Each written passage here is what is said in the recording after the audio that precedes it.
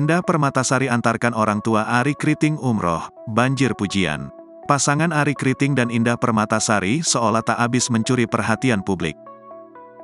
Pasalnya, hingga kini pernikahan Arie Kriting dan Indah Permatasari belum juga mendapat restu dari Nursyah. Bahkan, Nursyah seringkali melempar tudingan negatif tak beralasan terhadap Arie Kriting.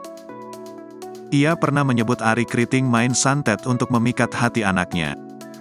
Arie Kriting bahkan tetap berbuat baik kepada orang tua istrinya itu.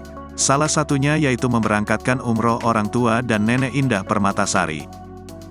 Indah pun tampak begitu bahagia bisa memberangkatkan umrah kedua orang tua dan juga neneknya.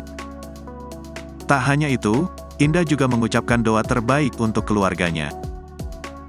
Indah mengaku akan selalu memberikan kebahagiaan untuk orang tuanya selagi mampu. Kini setelah memberangkatkan umrah kedua orang tua Indah Permatasari, giliran ayah dan ibu Arie Kriting yang berangkat ke Tanah Suci. Alhamdulillah, mertua bisa naik melaksanakan ibadah umroh.